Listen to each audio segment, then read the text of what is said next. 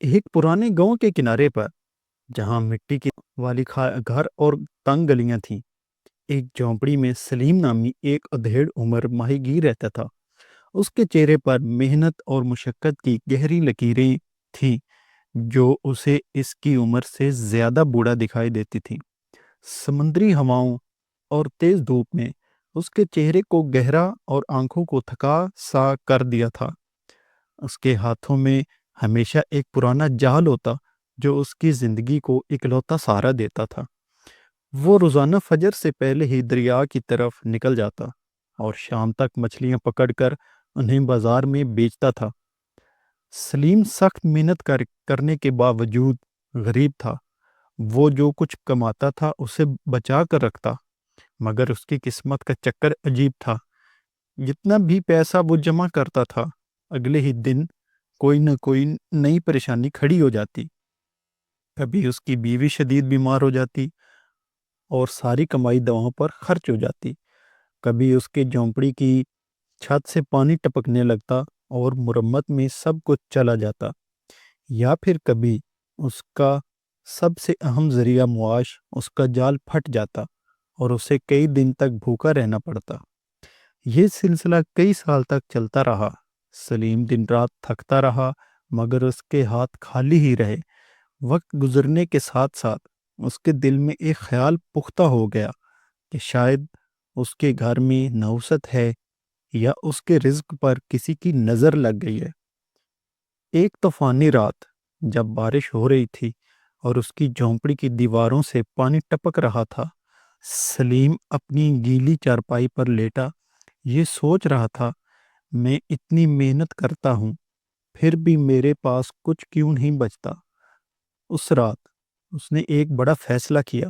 اس نے اس گاؤں کو چھوڑ کر کسی نئی جگہ جانے کا پختہ ارادہ کر لیا، جہاں شاید اس کی قسمت کا ساتھ دے۔ صبح ہوتے ہی اس نے اپنے سامان میں صرف چند ضروری چیزیں رکھیں: پرانا تھیلا، اس کا جال، ایک کمبل، کچھ سوکھی روٹیاں۔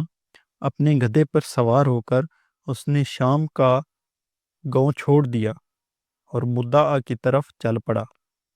مدعا کا سفر کسی امتحان سے کم نہ تھا۔ راستہ طویل تھا، ویران اور پر خطر تھا۔ اسے اونچے پہاڑوں، بے شمار صحراؤں اور بے آب و گیا راستوں سے گزرنا پڑا۔ ایک دن وہ تھک کر ایک پرانے قافلہ سرائے میں رکا۔ رات ہو چکی تھی اور ہر طرف سناٹا تھا۔ وہ ایک کمبل میں لیٹا ہی تھا کہ ایک نحیف اور کمزور آواز اس کے کانوں میں پڑی: بھائی، ایک گھونٹ پانی دے دو۔ سلیم نے سر اٹھا کر دیکھا۔ ایک ضعیف فقیر دھول میں پڑا پانی مانگ رہا تھا۔ سلیم خود بہت پیاسا تھا، اس کے پاس پانی بھی کم تھا، مگر نہ جانے کیوں اس کے دل کی آواز نے اسے روک لیا۔ اس نے اپنا مشکیزہ اٹھایا اور فقیر کی طرف بڑھا دیا۔ فقیر نے پانی پیا اور شکر کے ساتھ کہا: تم نے اللہ کے ایک پیاسے بندے پر رحم کیا ہے، اللہ تم پر رحم کرے گا۔ اس نے اپنے کمزور ہاتھ اٹھا کر خاموشی سے دعا کی اور پھر اسی خاموشی میں لیٹ گیا۔ سلیم نے اپنا مشکیزہ واپس لیا، کمبل اوڑھ کر لیٹ گیا۔ اس رات اس نے پہلی بار ایک انوکھا سا سکون محسوس کیا جو اس کی روح میں اتر گیا۔ صبح کی پہلی کرن کے ساتھ ہی سلیم نے اپنا سفر دوبارہ شروع کر دیا۔ فقیر اب وہاں نہیں تھا، مگر اس کی دعا سلیم کے دل میں گونج رہی تھی۔ وہ اب تھکا ہوا نہیں تھا، اس کا دل شکستہ نہیں تھا، بلکہ اسے یقین ہو گیا تھا کہ اس کا رب اس کے ساتھ ہے۔ کئی ہفتوں کے سفر کے بعد وہ مدعا شہر کے قریب پہنچا۔ دور سے اسے ایک بہتی نہر اور کھجور کے درختوں کا جھنڈ نظر آیا، جس کے پیچھے شہر کی پرانی دیواریں سر اٹھائے کھڑی تھیں۔ تھکن کے باوجود اس کے چہرے پر ایک دھیمی مسکراہٹ تھی۔ وہ شہر میں داخل ہوا اور ماہی گیروں کے ایک پرانے محلے میں کام تلاش کرنے لگا۔ سلیم نے اپنی جگہ اپنا کام شروع کر دیا، دریا پر جال پھینکتا اور مچھلیاں پکڑتا۔ لیکن اب اس کی سوچ بدل چکی تھی۔ وہ اپنی کمائی کا کچھ حصہ اپنے لیے رکھتا اور باقی ضرورت مندوں میں بانٹ دیتا۔ وہ سلیم جو کبھی اپنی ہر کمائی کو سنبھال کر رکھتا تھا، اب روزانہ سخاوت کرتا۔ اس فقیر کی دعا نے اس کی روح میں ایک نئی روشنی بھر دی تھی۔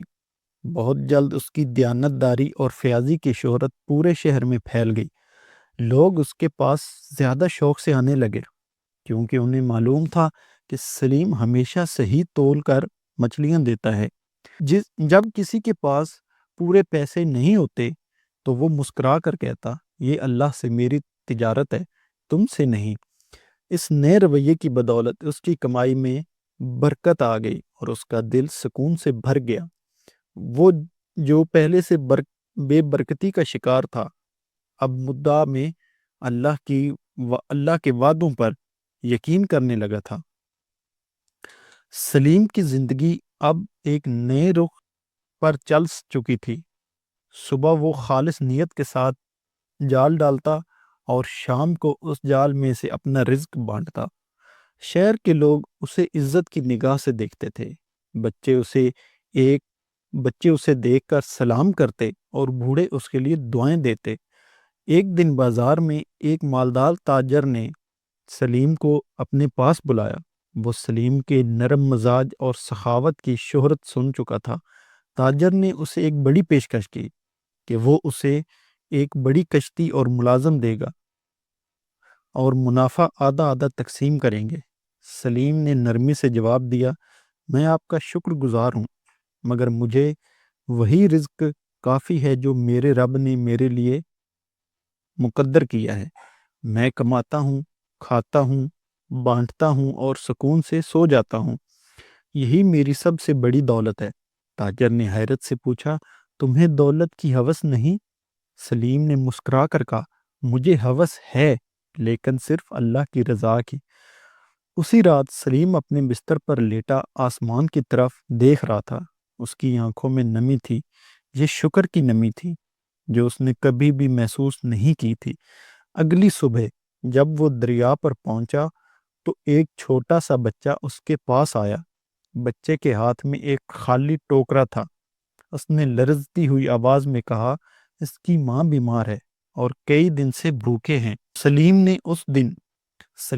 اس دن کی اپنی ساری کمائی بچے کو دے دی اور کہا، یہ تمہارے لیے نہیں بلکہ یہ اللہ سے میرے سودے کا حصہ ہے جو اس نے تمہارے لیے بھیجا ہے۔ یہ منظر دیکھ کر وہاں موجود دوسرے ماہی گیروں کے دل بھی بدل گئے۔ سلیم کی پیروی کرتے ہوئے انہوں نے بھی اپنے رزق سے دوسروں کو حصہ دینا شروع کر دیا۔ شہر کے قاضی نے بھی سلیم کو بلایا اور اس سے کہا کہ لوگ چاہتے ہیں کہ وہ غرباء کا انتظام سنبھال لے۔ سلیم نے جواب دیا، میں تو بس ایک معمولی ماہی گیر ہوں۔ قاضی نے کہا، نہیں، تم وہ آئینہ ہو جس میں ہم سب اپنا اصلی چہرہ دیکھنا چاہتے ہیں۔ اب سلیم صرف ایک ماہی گیر نہیں تھا، وہ سچائی، ایمان اور توکل کی علامت بن چکا تھا۔ ایک دن وہی قافلہ جو برسوں پہلے سلیم کے لیے آیا تھا شام واپس جا رہا تھا۔ قافلہ سالار نے سلیم کو اپنے ساتھ واپس چلنے کی پیشکش کی۔ سلیم نے اپنے دل میں ایک گہرا سکون محسوس کیا۔ اس نے دریا کے کنارے جا کر اپنے جال کو ہاتھ میں لیا اور آسمان کی طرف دیکھ کر کہا، اے میرے رب، جس دن میں نے اپنا سب کچھ تیرے نام کیا وہی دن میرے سب سے بڑا۔ اس کے بعد اس نے اپنا جال دریا کے کنارے چھوڑ دیا۔ یہ ایک علامتی عمل تھا کہ اس نے اپنی پرانی شناخت کو چھوڑ دیا تھا، کیونکہ اب اس کا رزق اس کی محنت سے نہیں بلکہ اس کے توکل سے جڑا تھا۔ جب سلیم کا قافلہ شام میں داخل ہوا تو لوگ اسے دیکھ کر حیران رہ گئے۔